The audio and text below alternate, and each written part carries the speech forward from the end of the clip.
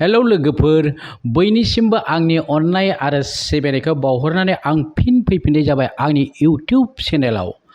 आंनि मिजिं नोंथांमोना अबं गसाइनि अननायाव बयबो मोजाङैनो दं, आंबो मोजाङैनो दं।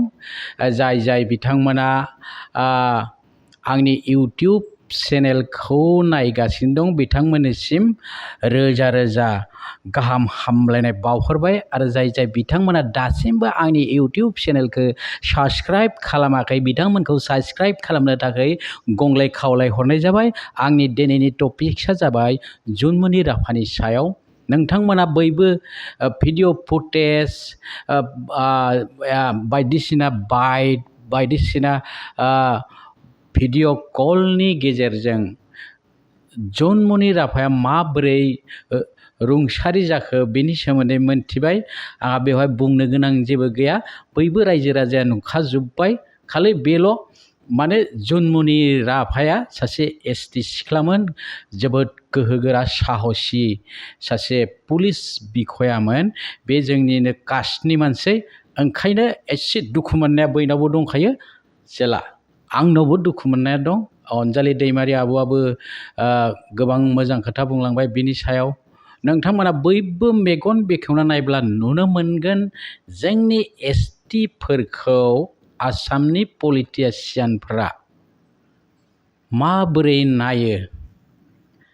नंगौ बाथ्राया बिमा बाथुलनि मेगनजों नायो होननानै जों बयबो मोनथिगौ।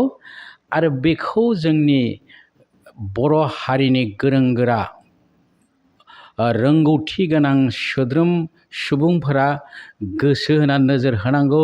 लोगोसे पलिटिसियान बिथांमोनाबो गोसो होनानै नोजोर होनांगौ। जोंखौ एबा नोंथांमोनखौ एबा जोंनि बर' हारिखौ एबा एसटि सुबुंफोरखौ माबायसा बाहायनो नागिरदों। जायखिजाया थोंजोङै बुङाब्लाबो नोंथांमोना बुजिखाबाय जे जोंखौ एसे माने जोंखौ लानानै बिथांमोना जोबोद गिदिर खैसार सानो नागिरो गावसिनि मासिनि थाखाय। बेनो जाहैबाय पलिटिक्स। बे पलिटिक्सआव जोङो साना हौवा बारसोमालासिनो जोंनि बर' लिडारफोरा खौसे जानानै एसे सावरायनानै आगान सुरब्ला मोजां जायो। मानोना नोंथांमोना बयबो गावबा गावनि मासिनि थाखाय जुजिगोन, बेखौ बयबो मोनथिगौ। आरो नोंथांमोननि मोननांगौखौ मोननो थाखायबो जुजिगोन, बेखौबो बयबो मिथिगौ।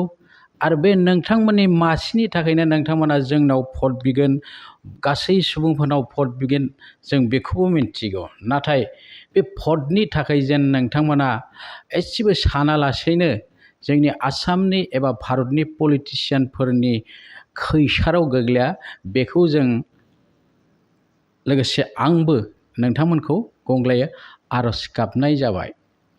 दा जुनमुनि राभाया माबोरै थैखो, बिथांखौ बुथारखो ना एक्सिडेन्ट जाखो, बेखौ मोनथियै रावबो गैला।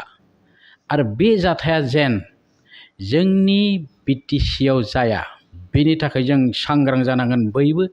जोंनि बर'आनो जा, मुस्लिमानो जा, असमियानो जा, राभायानो जा, लालुङानो जा, दिउरियानो जा, बयबो माहारिया खौसेयै अनलायना थानांगोन, जाहाथे जोंखौ रावबो गाज्रि मेगनै नायनो हाया। बेनि थाखाय जों गावबा गावनो सांग्रां जानांगोन। मानोना पलिटिसियानफोरा गावसिनि मुलाम्फानि थाखाय सम सम बेफोर दायित्वनिफ्राय गोजानाव थायो। बिथांमोना डाइरेक्ट माने जेबो खोथा बुङा। नै दा जुनमुनि राभानि बेलायाव गोबां पलिटिसियानफोरा खोथा बुंनो हागौमोन आरो बिथांमोना मोनथिगौबो माबोरै एक्सिडेन्ट जादों, एक्सिडेन्ट खालामदों, माबोरै थैखो मानसिया, माबोरै रुंसारि जाखो, बेखौ बयबो मिथिगौ। नाथाय बिथांमोना गावनि मुलाम्फानि थाखाय जेबो बुङा। दा आंनि जोबथारनायाव आर'ज, जेन जोंनि खमसे खम जोंनिखिनिया आरोखि जों बर'फ्रा बयबो खौसे अनलायना थानांगौ।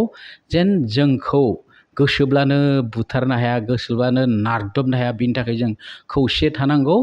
लोगोसे जोंनि पलिटिसियानफ्राबो गावनि शेयारखौ मोननो जुजिनायनि लोगोसे जेन जोंनि माहारिनि सासेबो सुबुङा जिउ खहा जाया, बेखौ नोजोर होनांगौ।